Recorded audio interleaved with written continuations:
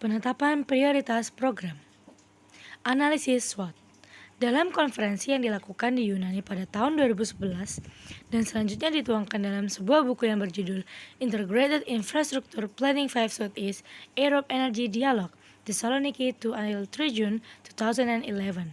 Disepakati bahwa dasar-dasar pertimbangan perencanaan pembangunan infrastruktur adalah banyaknya jumlah komponen dalam perencanaan dan desain infrastruktur yang saling terkait, saling memberi dampak dari satu infrastruktur kepada infrastruktur lainnya. Pendekatan keterpaduan diperlukan untuk keberhasilan pemberian pelayanan akan infrastruktur. Kunci utama dalam menyusun rencana terpadu adalah berbasis pada wilayah atau kawasan. Wilayah atau kawasan dimaksud merupakan lokasi di mana infrastruktur bidang PUPR akan direncanakan dan dibangun. Kunci lainnya adalah aktivitas ekonomi yang perlu dukungan infrastruktur bidang PUPR.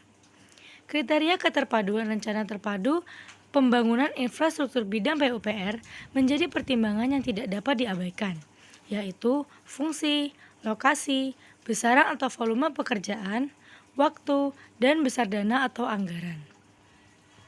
Fungsi merupakan gambaran di lapangan ketika infrastruktur bidang PUPR berjalan sesuai dengan rencana, yaitu ketika dapat dimanfaatkan oleh pengguna.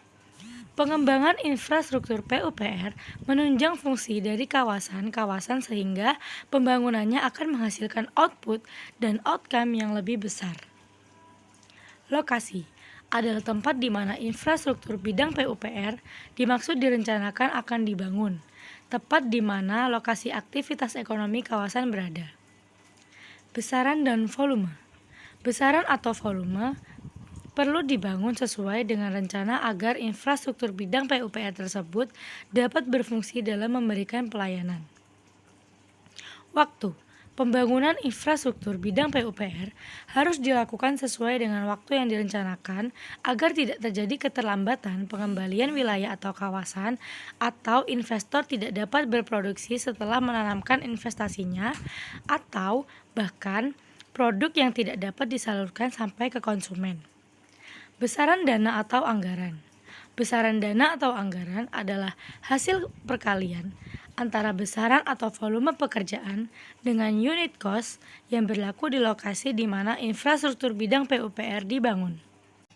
Manfaat keterpaduan antara lain adalah menghindari, mencegah loss opportunity atau hilangnya peluang, memperoleh mutually benefit atau manfaat yang berlipat ganda, dan terjadinya percepatan pertumbuhan kawasan sebagai akibat dari impacting each upon another, atau satu infrastruktur akan saling memberikan dampak yang pada akhirnya memberikan multiple benefit atau manfaat ganda. Analisis Quantitative Strategic Planning Matrix atau QSPM merupakan alat analisis yang digunakan untuk memutuskan strategi yang akan digunakan berdasarkan dari kemenarikan alternatif strategi yang ada. Perhitungan QSPM didasarkan kepada input dari bobot matriks internal eksternal serta alternatif strategi pada tahap pencocokan. Secara konsep, QSPM menentukan daya tarik relatif dari berbagai strategi berdasarkan seberapa jauh faktor keberhasilan kunci internal dan eksternal dimanfaatkan atau diperbaiki. Menurut David tahun 2006, adapun langkah-langkah pengembangan QSPM ialah sebagai berikut. Langkah pertama, membuat daftar peluang atau ancaman eksternal dan kekuatan kelemahan internal kunci perusahaan pada kolom kiri dalam QSPM. Informasi ini harus diambil secara langsung dari matriks EFA dan IFA. Langkah kedua, berikan bobot untuk masing-masing faktor internal dan eksternal. Bobot ini identik dengan yang ada pada matriks EFA dan IFA. Bobot disajikan dalam kolom persis di samping kanan faktor keberhasilan kunci eksternal dan internal. Langkah ketiga, evaluasi matriks tahap 2 atau pencocokan. Identifikasi alternatif strategi yang harus dipertimbangkan organisasi untuk diimplementasikan. Catat strategi-strategi ini pada baris atas dari QSPM. Langkah 4, secara spesifik, nilai daya tarik harus diberikan untuk masing-masing strategi untuk mengindikasikan daya tarik relatif dari suatu strategi atas strategi lainnya dengan mempertimbangkan faktor tertentu. Jangkauan untuk nilai daya tarik adalah 1 sama dengan tidak menarik, 2 sama dengan agak menarik, 3 sama dengan cukup menarik, 4 sama dengan sangat menarik. Gunakan tanda minus untuk mengindikasikan bahwa faktor utama tersebut tidak mempengaruhi pilihan strategi yang dibuat. Catatan, jika Anda diberikan nilai daya tarik untuk satu strategi, kemudian berikan nilai AS untuk yang lainnya. Dalam kata lain, jika satu strategi mendapatkan minus, maka yang lainnya pada baris yang sama harus mendapatkan minus juga. Analisis cluster. Metode analisis cluster adalah metode pengelompokan wilayah atau objek berdasarkan karakteristik yang sama atau homogenitas dari sejumlah kriteria atau multivariable. Jenis skala data yang dapat dipergunakan adalah interval atau rasio. Metode ini dapat mengelompokkan sejumlah besar wilayah dan dengan data atau indikator yang jumlahnya besar. Tujuan analisis cluster. Yang pertama, mengelompokkan wilayah berdasarkan karakteristik yang sama dari sejumlah kriteria yang dimiliki wilayah yang bersangkutan. Yang kedua, mengetahui anggota pada masing-masing kelompok. Yang ketiga, mengetahui karakteristik pada masing-masing kelompok.